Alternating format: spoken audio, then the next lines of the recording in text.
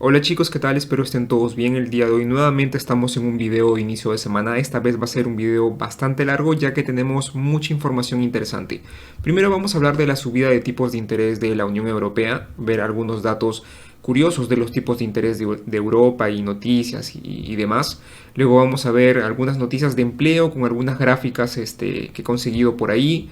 Y luego también vamos a ver la encuesta pues, de los gestores de fondo del BOFA, que también hay gráficas interesantes que ver, los resultados trimestrales y datos macro como siempre de la semana y el análisis técnico rápido y breve del SP500.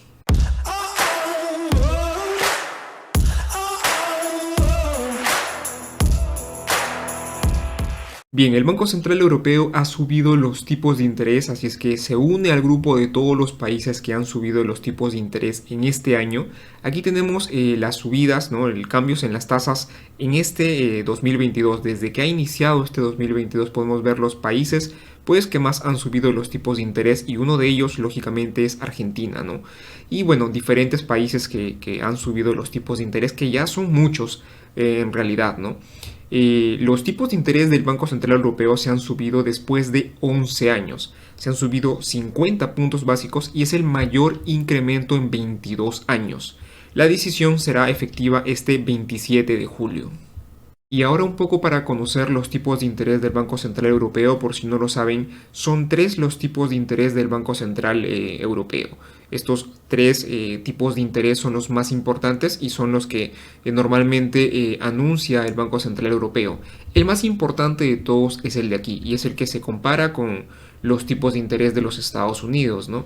Es el tipo de interés de operaciones principales de financiación, que viene a ser otra cosa que es el coste del dinero, el coste que las entidades de crédito pagan al Banco Central Europeo por financiaciones durante un periodo de una semana. Este es el tipo de interés más seguido, digamos, en Europa.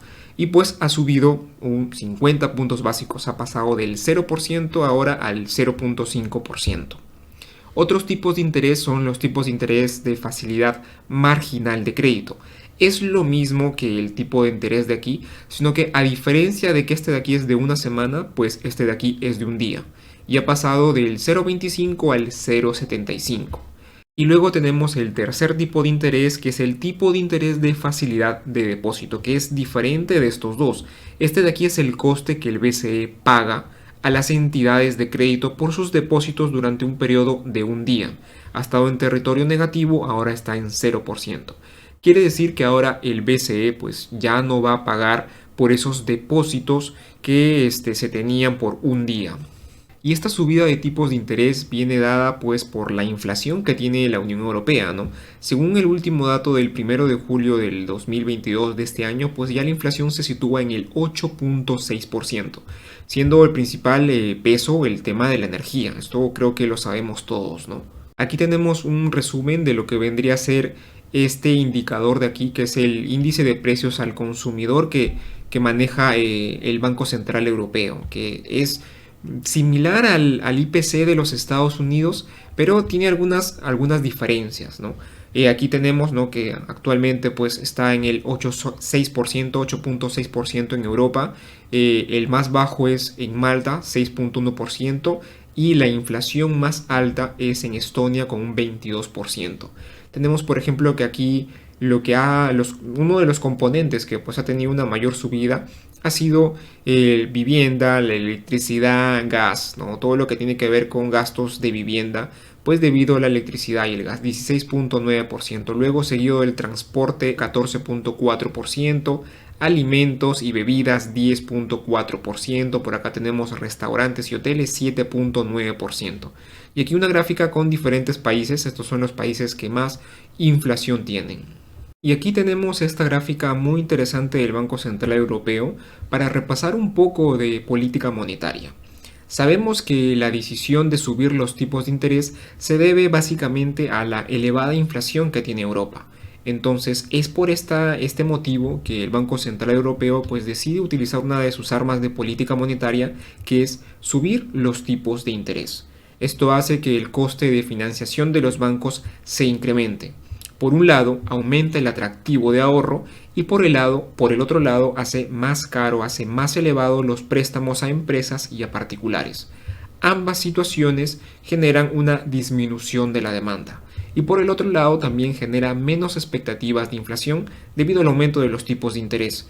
Esto modera la demanda salarial y también pues las empresas mantienen precios estables. Esto de aquí, si es que no se controlase con esta arma de política monetaria de subir los tipos de interés, pues generaría una espiral de precios y salarios. Y con esta subida lo que hace es evitar esta situación de aquí. Y ambos efectos que tenemos por subir los tipos de interés, la disminución de la demanda y evitar una espiral de precios y salarios, genera que la inflación baje. Aquí algunas últimas palabras de Lagarde, presidenta del Banco Central Europeo. Por si no la conocen, aquí tienen una foto. Y bueno, Lagarde promete que la inflación en la zona euro volverá al objetivo del 2%. Subiremos las tasas de interés durante el tiempo que sea necesario para que la inflación vuelva a nuestro objetivo. Ojo con esto. El Consejo de Gobierno decidirá el ritmo adecuado para nuestros próximos pasos en función de los nuevos datos disponibles que se tengan, ¿no? Sabemos temas de empleo, temas de inflación, PBI. Estamos enviando un mensaje claro a las empresas, a los empleados, a los inversionistas. La inflación volverá a nuestro valor objetivo del 2% en el mediano plazo. Y por otro lado, la confianza del consumidor europeo pues está en mínimos históricos, datos que no se veían desde el año 85. Y algo a lo que debemos prestar atención esta semana es al Nord Stream 2. Sabemos que los suministros han vuelto al 40% de su capacidad, niveles que pues se tenían antes de estos 10 días que han parado el suministro por los mantenimientos que han tenido los gasoductos. Pero aquí el detalle es que esta semana de aquí pues Vladimir Putin ha indicado, ¿no?, que podría caer incluso al 20% de su capacidad este envío de gas debido a una turbina que tiene que ir a mantenimiento.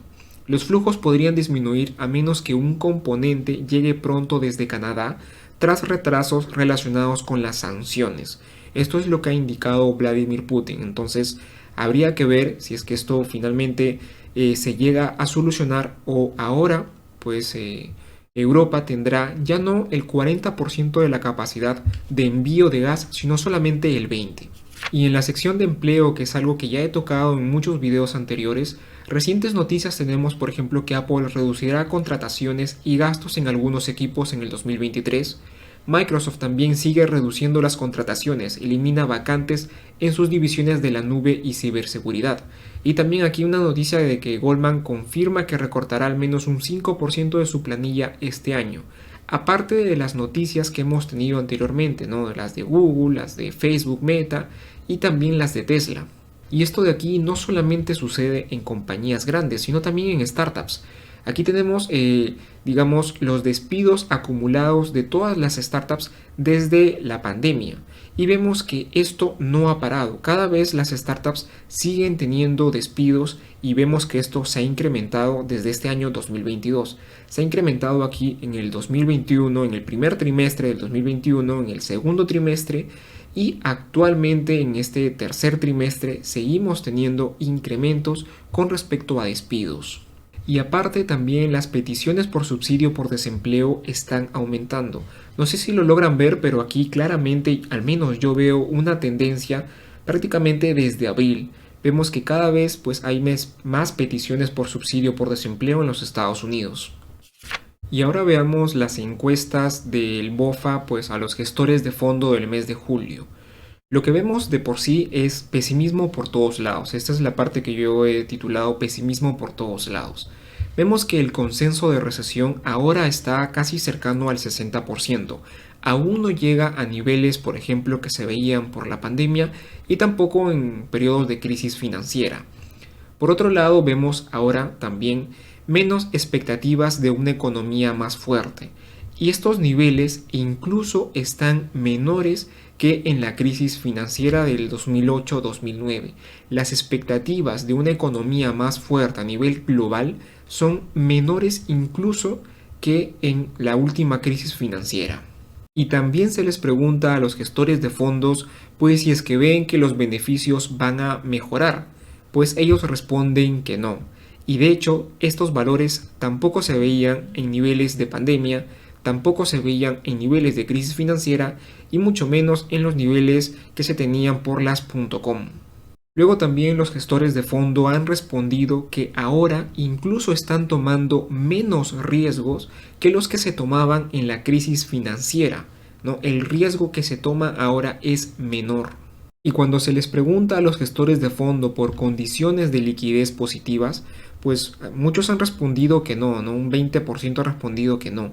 Los niveles aún no están tan bajos como por ejemplo en los que se tenían por la pandemia y también en la crisis financiera. Y aquí también he querido poner esta gráfica que, si bien es cierto, no pertenece a la encuesta de gestores de fondo, pero he querido poner aquí liquidez y aquí riesgos crediticios, ¿no? Que actualmente estamos a niveles que pues no se veían desde la pandemia, ¿no? Y ahora, cuando se les pregunta a los encuestados, a estos gestores de fondos que encuesta el BOFA, cuáles son o cuáles consideran que son los mayores riesgos o el mayor riesgo, en primer lugar, en el puesto número 1 está que la inflación siga alta, siga elevada. De hecho, ha aumentado del cerca del 22.5% a casi el 35% en esta última encuesta de julio. La recesión por el otro lado ha disminuido un poco, y lo que vemos que sí ha disminuido bastante es aquí el tema de los bancos centrales que sigan con esa subida de tipos de interés, ¿no?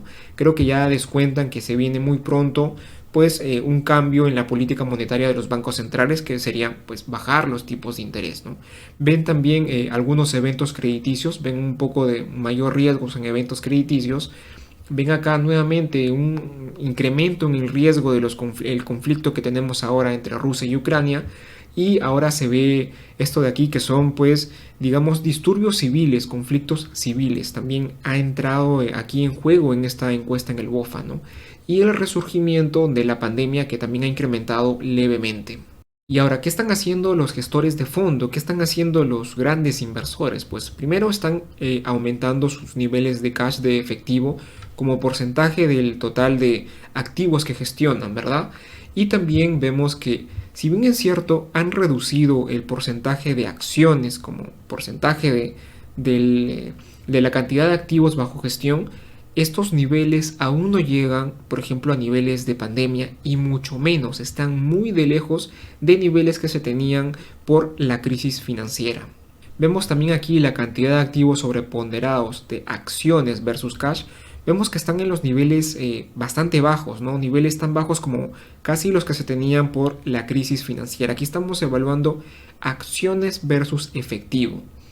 Luego también cuál es el trade más poblado, qué es lo que se está haciendo más ahora actualmente. Estos gestores de fondo pues están simplemente largos en el dólar, no están comprando dólares porque pues sabemos que el dólar se ha fortalecido bastante debido a la subida de tipos de interés que está teniendo actualmente la Reserva Federal.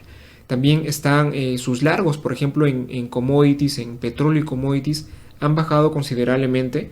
Ahora se tiene muchas menos, digamos, trades en compras de commodities y también combustibles, ¿no? Petróleo, combustibles. Están aquí un poco más largos en activos ESG, también están largos en cash, y aquí también, por ejemplo, vemos que han reducido considerablemente los cortos en los bonos del Tesoro de los Estados Unidos. Y luego tenemos aquí esta gráfica muy curiosa, ¿no? Por un lado, esta gráfica número 20 nos dice que estos inversores están largos, por ejemplo, en sectores como el de salud, como el de consumo esencial y también energía, ¿no? Y están pues cortos en todos estos sectores de aquí, ¿no? Pero por el otro lado, esta gráfica número 22 nos dice la rotación que han tenido estos gestores de fondo, ¿no? Y por ejemplo nos dice que están saliendo también de temas de commodities y energía. Por un lado nos dicen que están comprando por aquí energía, y por el otro lado nos dice que también están rotando, ¿no? Entonces están buscando salir ya de estos sectores de commodities y energías, y creo que también se ve reflejado aquí en esta reducción de posiciones largas, de posiciones compradoras. Y por otro lado también tenemos que la inflación de la guerra pues está bajando, ¿no? Está aquí reduciéndose, diría yo, considerablemente. Aún no estamos a niveles que se tenían previos a la pandemia, pero sí es una reducción bastante considerable. ¿Qué es lo que vemos aquí en esta gráfica? Vemos pues temas de petróleo, vemos temas de gas natural y también vemos precios de trigo. Y finalmente tenemos esta gráfica de aquí que nos dice cuál sería la razón digamos, principal, la razón más factible para que la Reserva Federal pues haga una pausa o un cambio de su política monetaria en este año 2022. Número uno, que la inflación baje por debajo del 4%, ¿no? La PCE, la inflación por lo que mide la inflación la Reserva Federal, que también el empleo suba por arriba de los 300.000, las solicitudes de subsidio por desempleo suban por encima de los 300.000, esto haría que la Fed haga una pausa o un cambio, y que el spread de los bonos high yield pues se incremente en 600 puntos básicos, que el SP500 baje por debajo de los 3.500. Vemos que ha reducido considerablemente este efecto de aquí, ¿no? Este de aquí es el resumen general de esta encuesta a los gestores de fondo, y he querido resaltar algunos puntos importantes, ¿no? Primero, en que pues ya estamos, digamos, en las últimas con respecto a la capitulación, ¿no? Ese periodo donde pues ya hay un cambio de tendencia, ¿no? En el SP500 ya va a dejar de caer y ahora el SP500 va a empezar a subir. Simplemente he querido resaltar, aquí son algunas digamos, datos importantes que hacen creer esto, pero he querido resaltar esta parte última, ¿no? Si bien es cierto, los fundamentales son pobres en el segundo semestre del 2022, el sentimiento dice que, pues, tanto el tema de crédito y el tema de las acciones, pues, se puede esperar un rally en las siguientes semanas. Y también tenemos que las expectativas de los inversores para esta próxima subida de tipos de interés sea de 150 puntos básicos más. Y luego finalmente tenemos esta última parte, que creo yo es la parte más importante, que es para los trades contrarias, ¿no? Son trades que se oponen a la tendencia, que van en contra de la tendencia, perdón. Y aquí lo que nos dice el BOFA es que los trades en este Q3 de este año, ¿no? 2022, los trades contrarian, que vayan opuestos a la tendencia, tienen riesgo si es que no sucede un evento Lehman Brothers.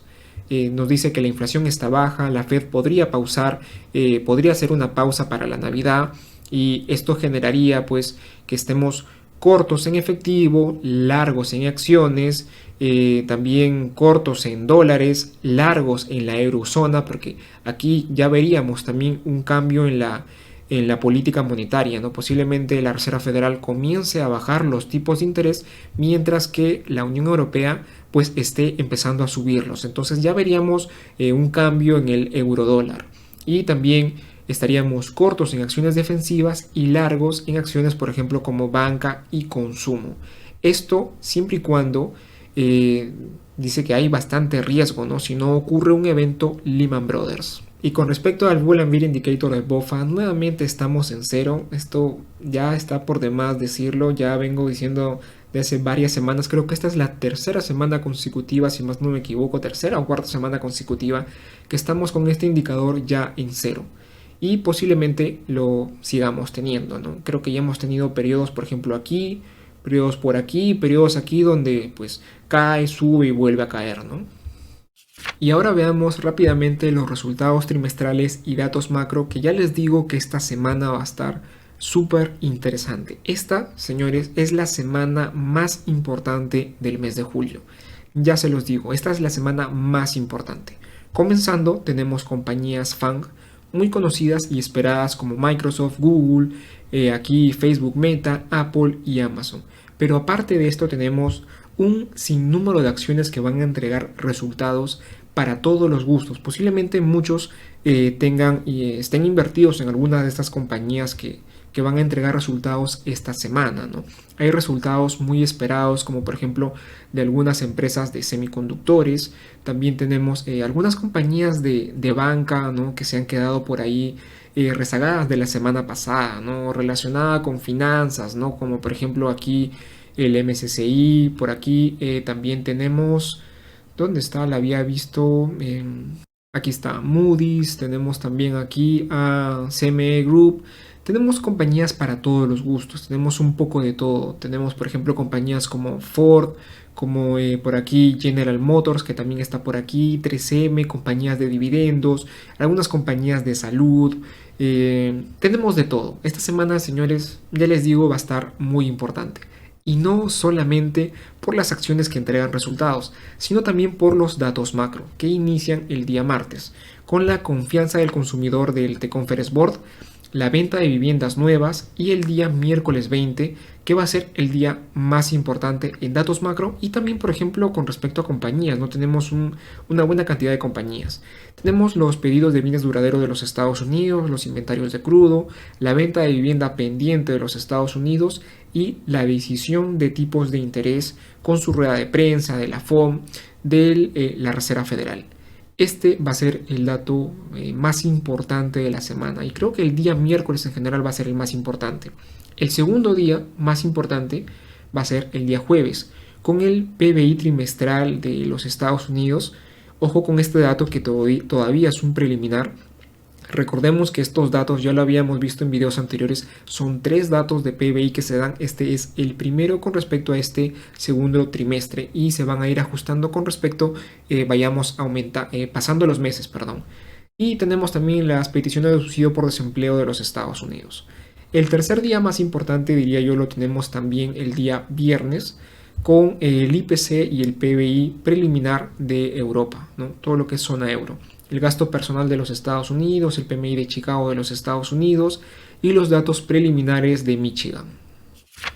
Bien, y ahora veamos rápidamente el análisis técnico del SP500. Estamos en gráficas de días y como ya lo había indicado la semana pasada, yo me iba primero por un escenario alcista más que un escenario bajista, ¿no? Esto pues a nivel técnico debido por estas tres, digamos, velas de aquí que finalmente actúan como, digamos, como un buen soporte, ¿no? Y por los resultados que iban a salir de algunas compañías, entonces las condiciones estaban para que en un primer instancia el SP500 suba. Bien, ¿qué es lo que va a pasar esta semana? Primero, nuevamente, quiero que veamos la gráfica mensual. Y ya lo había indicado yo que fácilmente el SP500 puede cubrir toda esta vela de aquí, ¿no? Estamos hablando de los 4.150 puntos, 4.150 puntos. Fácilmente el SP500 podría llegar hasta estos niveles. Bien, bajemos ahora a 4 horas.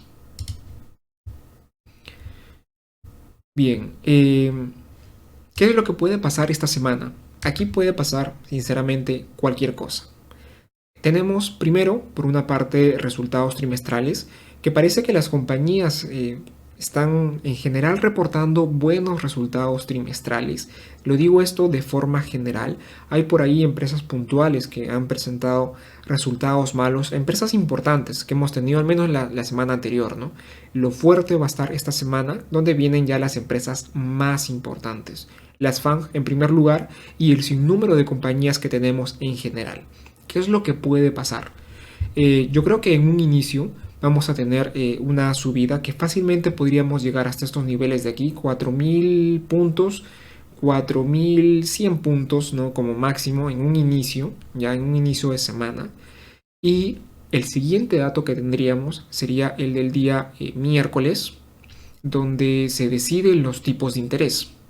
Y con esta subida de tipos de interés, dependiendo, diría yo, de cuánto es que la Reserva Federal suba los tipos de interés, es que el SP500 podría o no romper ya esta resistencia de aquí.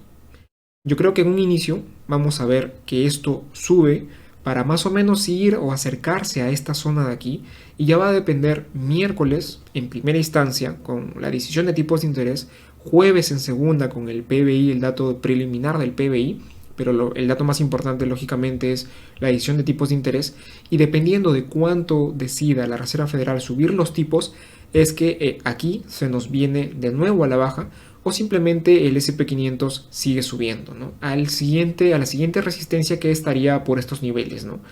4.200 puntos a 4.300 puntos. Yo creo que por ahí va la cosa. En un inicio de esta forma y aquí en este punto, o no creo yo que lleguemos hasta aquí en un inicio, ¿no? Sería más o menos, este sería el punto clave, diría yo, donde ya dependiendo de la subida de tipos de interés, pues esto sube o se nos baja. Si la Reserva Federal quiere ser muy agresiva y vamos por 100 puntos básicos o 125 puntos básicos o 150 como indica aquí la encuesta del BOFA, yo creo que de este nivel no pasa el SP500 y continuamos con las caídas. Si en todo caso, pues la Reserva Federal solamente decide subir 50 puntos básicos como se pensaba en un inicio, el SP500 creo yo que fácilmente podría seguir subiendo. Quizás hasta estos niveles, y esto ya sucederá con más resultados positivos, ¿no?, de las compañías. ¿Y qué es lo que podría pasar por el otro lado, no? Que pues las compañías desde el día lunes comiencen a entregar resultados negativos. Esto haría que el SP500 baje en un inicio y posiblemente se ubique por esta zona, y es aquí donde se decida el día miércoles con los tipos de interés si es que sube o baja. En un inicio, nuevamente lo repito, diríamos que lunes y martes comenzaríamos con temas de resultados de empresas para ver por dónde va la cosa, ¿no? Si es que sube a esta resistencia o baja por aquí a este soporte, y el dato, la tendencia definitiva, la va a dar el día miércoles con la decisión de tipos de interés. Que bien el giro puede darse en este nivel o bien en este nivel de aquí. Y bien, creo que esto sería todo por el video del día de hoy. Creo yo que ha sido un video bastante largo, pero ha sido un video que ha tenido información muy importante, que más o menos nos engloba todo lo que está sucediendo, tanto en Estados Unidos, tanto en Europa, y para tener un panorama un poco más claro de lo que va a suceder esta semana. Creo que esto ha sido todo por el video del día de hoy. Espero que tengan una excelente semana y excelentes inversiones.